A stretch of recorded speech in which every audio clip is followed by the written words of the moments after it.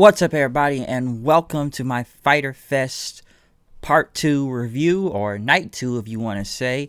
Tonight, what do we got? A lot going on here. Now, there is no world title match or anything, so that's why I decided to watch this show second tonight and watch NXT first, due to no world title being on the line tonight for, FyterFest. There still is a lot going on this show. Mixed opinions on a couple things here and there, but we do kick it off with the tag team titles on the line. We kick it off with Private Party versus Kenny Omega and Hangman Page for the tag team titles. It's not much I can say from this match. It's a good tag match, I'll say that, but come on, did anybody really think Hangman and Kenny were ever going to be losing championships? Because, yes, Private Party did get the win last week and whatnot. You know, and that, what was it, that, I even forgot what match they had last week. I just know they're the number one contenders now at the time, well, right now, for these tag team titles, but it was still a very good match, though, for what it was. It did end up with, they were going to go for the gin and juice, but Kenny Omega ended up coming back with a V-trigger, I believe, on Mark Quinn, and then, Hangman got the powerbomb off the top rope, and then they pretty much set up Isaiah Cassidy and hit him with the buckshot trigger. I still like to call it for the win, have V-trigger, have buckshot lariat and everything. Double team move, pretty much winning the match. So, very predictable match, honestly. Come on, we kind of all knew who was going to win this. It was a good opener for what it was, but we already knew right off the bat Kenny and Hangman were going to go over and still hold the tag team titles and whatnot. So, like I said, Private Party, they had a pretty good showing out there, though, so not bad at all. Next, though, we then went against Joey Janela versus Lance Archer, which Janela was out first, but Lance Archer ended up coming out with Sonny Kiss carrying him on his back and then throwing him, at Janela then as he got in the ring. Listen, I have said this before about Lance Archer. I still believe they have fumbled the ball with him due to the whole Cody and the TNT title. I've said it before, and I still stand by what I said last week.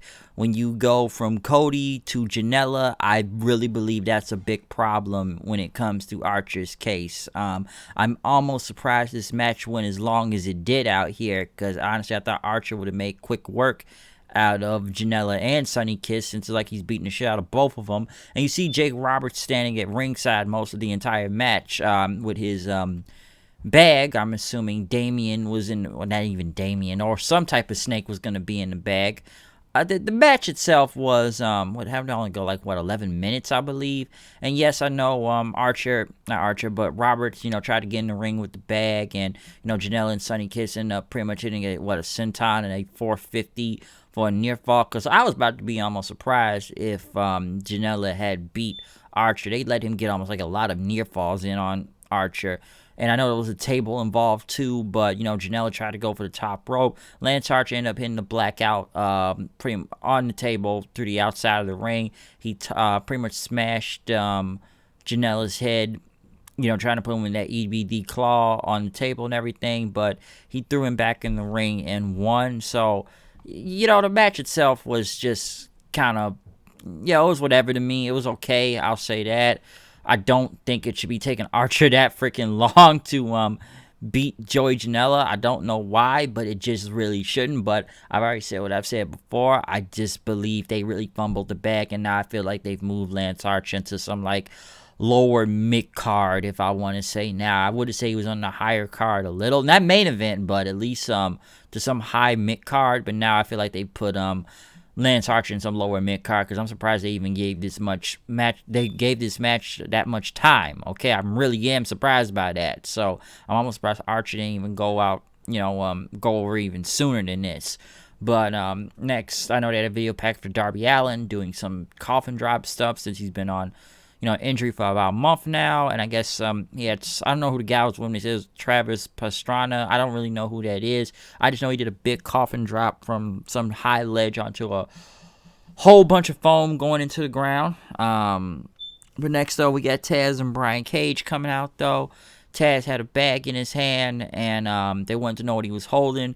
Taz pretty much said, supposed to have a world champion here, supposed to have Jon Moxley, but, that match has been moved into next week. And Taz pretty much talked about a bag that it has his body of his life's work, his blood, his sweat, his tears, something that he created. And what is it? It is the FTW Wrestling Championship, all the way back from ECW right here. Now, listen, I don't know everything about the FTW title like that. I do know, looking through clips throughout the years, when Taz was the ECW champion and kind of replaced that with his own belt, the FTW Championship. I've seen a lot of mixed feelings about this since he says that no other wrestling promotion has ever recognized it. I'm surprised WWE didn't try to, copyright this, since they own all of ECW anyways, but maybe because nobody has ever used the FTW belt, I guess they were okay with him using this. But he's giving this belt to the baddest, the baddest SOB in wrestling, that Cage, and not going to AEW champion on Crown, because now he is the FTW champion.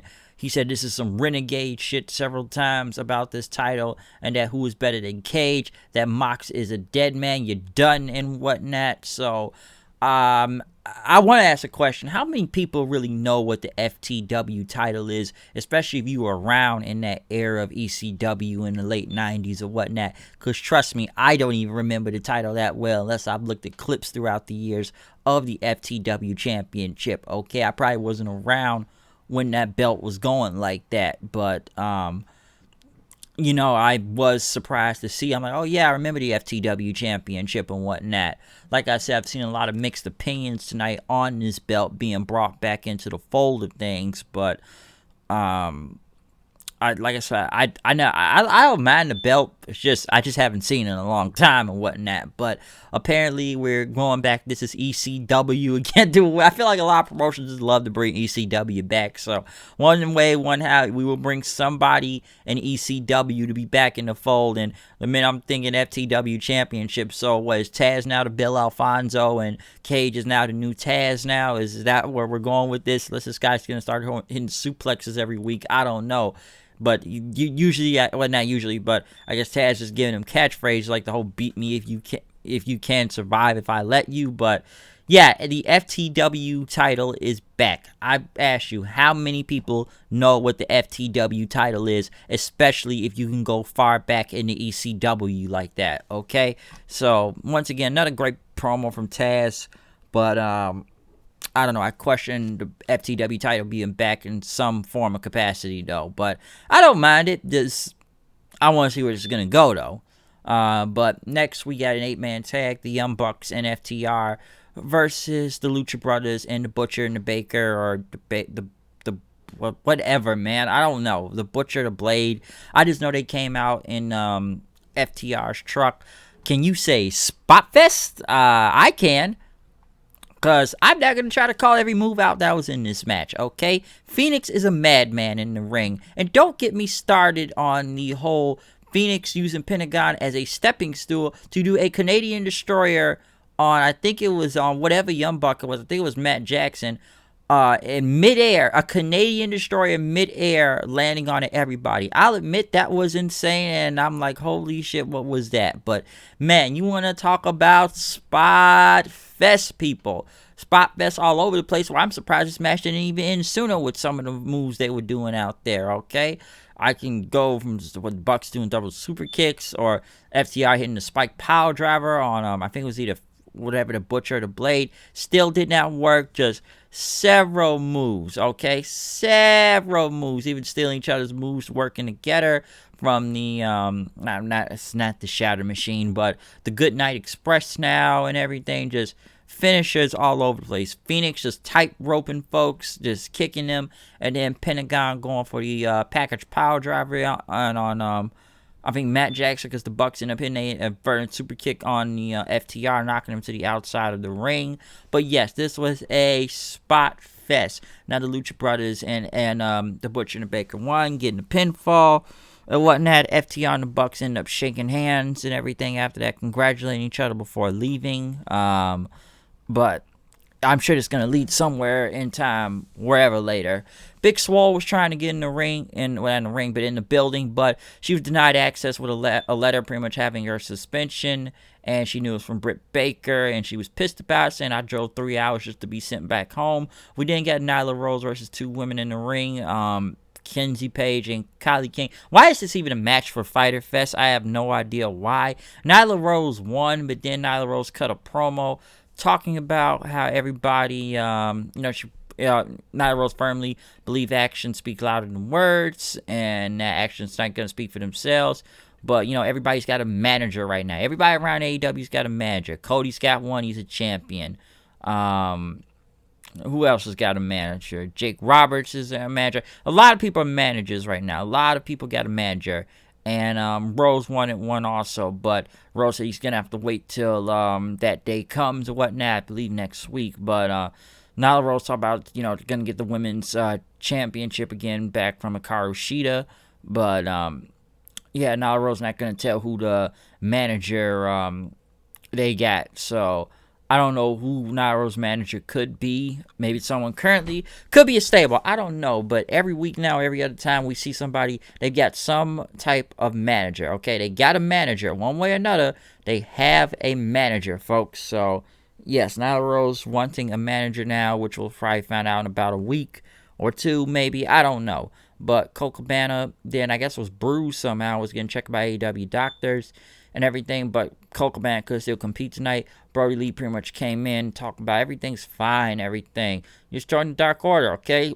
I don't know who did this accident, but, we're going to get ready for this match tonight, which they did. Brody Lee.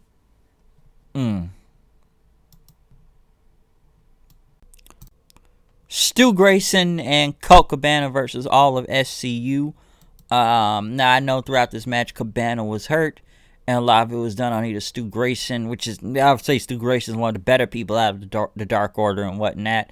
And, Brody Lee. And, yes, ended up with Chris Daniels getting his BME moonsault onto Grayson. But Cabana broke up the tag.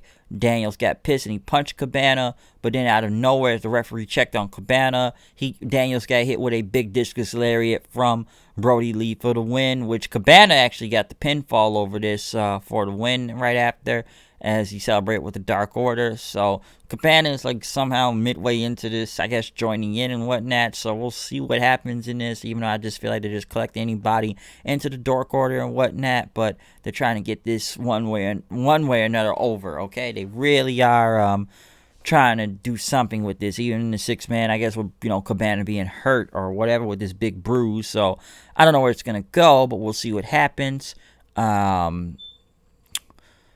Next, I know they went over the card for the Fight for the Fallen next week. Big Swole ended up sneaking up on Britt Baker in disguise. Swole pretty much had some, I guess, a paper towel or something, started arguing with everybody in security and whatnot. Do it at Rebel, and then pretty much, I guess, knocked into Britt Baker, hitting Britt Baker in the nose. Some over-the-top stuff and everything. Like I said, I'm 50-50 when it comes to this whole Britt Baker thing. Britt Baker's horrible in the ring, but I will admit she has gotten this whole character thing somewhat over, depending on what week I look at it, because this time where Britt Baker become very annoying. But then I'm like, okay, this is kind of working though, okay, with this gimmick she is doing, because like I said, either it's over top, or some people just don't care, or some people believe it is just heel heat. I think this is working to an extent, but it's hard to really push Britt Baker this hard in this whole gimmick with the chair and being in the cart and everything, when we know Britt Baker's not going to wrestle anytime soon due to her injury. So I don't know when Big Swole tries to get the hands on her, but I don't know how long this can really go in that feud. Okay, I really don't at all. But main event time though. Chris Jericho versus Orange Cassidy.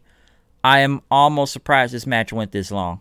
I'm very surprised this match went this long, to be honest. I think I watched the real main. I think I know which main event I watched first, which was, I think I made the right choice tonight. But I don't listen, man. Cassidy, like I've said this about Cassidy. I'm sure other people said about Orange Cassidy before. Also, Orange Cassidy is an acquired taste, okay. And there's gonna be different ways people look at Orange Cassidy and this acquired taste. But this match here, I'm just surprised it went this long. It really did. I know Santana and Ortiz were out there too, but Cassidy are doing his dodges, hands in his pockets and whatnot. Jericho trying to go for walls, Jericho, but end up getting to the ropes by Cassidy there, which Santana used pretty much that sock thing and whatnot, hitting him.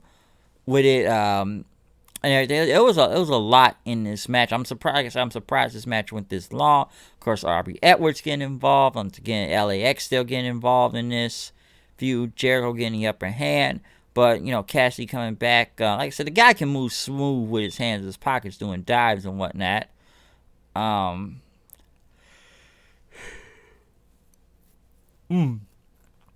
But yeah, Cassidy pretty much put the hands in the pockets, which Jericho hit with a big head scissors, but like I said, did this whole kick thing, and then with a big super kick right after. Cassidy going for the top rope, but Jericho stopping him, going for a superplex, but Cassidy pretty much pushed him back down and hit him with a big splash of his own. Jericho kicked out again, which ended up getting hit by a drop kick right after. Cassidy jumping on to Jericho and everything, walking around the ring. Cassidy pretty much went to go for another DT, but didn't work. Trying to go for that Superman punch in at one point, but Jericho got him with the walls. Jericho then almost tapped out. I'm not sure what was going through this match next, but Santana Ortiz started throwing orange juice into the ring then. Jericho was distracted, and Cassidy was also. And Orange Cassidy got hit by a baseball bat and a code breaker. How is the match not over after that? I don't know, but it's 2.9 apparently to them. Orange Cassidy came back with a Michinoku driver, and Jericho kicked out. Jericho pretty much was going to go for a big suplex or whatnot, but Jericho put it into a stunner. Cassidy went for a stunner. Jericho pretty much stopped them, went back across the ropes, hit the Judas effect again for the win. So, yes, Chris Jericho beat Orange Cassidy in 18 minutes. Should this match gone 18 minutes? Not really sure about that, okay? Not even sure. Because I was surprised this match went on as long as it did. I really was. But can I say it was bad or good? I don't know. Like I said, it is an acquired taste when it comes to Orange Cassidy, depending how you look at if you like him or not, alright? It's an acquired taste. But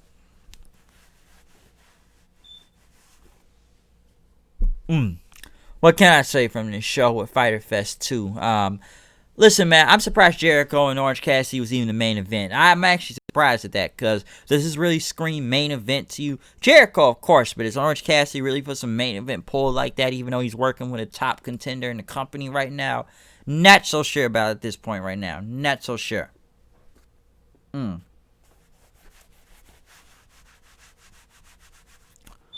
But though, yeah, like I said, other than the main event itself, depending on how you want to look at it, tag match was okay. The title match, I'm trying to say, which was okay. I feel like they didn't have enough promote for FyterFest 2 tonight. Dark Order and SCU's kind of whatever. Archer and Janela, once again, whatever. So, like I said, the show had its parts here and there, depending on how you want to look at it. So, yeah. That's what I can say about the show tonight for AEW, because can't really catch anything from this right now. So, yeah. Who in other words has a manager next week or two? I have zero clue, okay? But apparently everybody needs a manager in this company right now. So, we'll see what comes from that. But this is my review of FyterFest 2 to what I've enjoyed and seen tonight. Like I said, 50-50 on the show, especially when it comes to the Jericho and, the elbow Judas effect and whatnot. Almost messing up right there. Okay, it really was. But yeah, that's all I could really come from this with what's going on. All right, so yeah, I'm already losing my mind. I'm just kind of messing up my words right now. See where I'm going with this. But yeah, that's what I can really say about AEW tonight, of what they've done here and everything. So couple good, couple bad and whatnot. But still probably watch out for this stuff. All right. But yeah, that's my review of AEW tonight, and I'm out of here because I feel like I'm losing a little bit of focus. I'm out. Peace. We'll see you then. But like I said, acquired taste in the main event itself. So however you want to take it, tell me what you think about NXT, but AEW FyterFest Part 2 tonight. Did you like it? Did you hate it? What did you enjoy about it? What did you not enjoy about it? Did you think the show was good in general or anything, or better than it was from last week? I don't know, but I'm a little bit 50-50 on it myself, depending on how you look at it, alright? But other than that, though, I'm out of here. Out of here later. Comment, subscribe. Follow me on Twitter at Hoodie9890. gonna roll from here. Check out any show that's uploaded online or anything that's, others or whatnot. I'm trying to say my live reaction videos, but they want to try to take that shit down for some reason. But yeah, we'll talk about that. If you know anything about it, please hit me up to talk about it also. But yeah, that's what I got to think about Dynamite tonight, alright? So yeah, I'm out of here. I'll see you guys later. Peace out.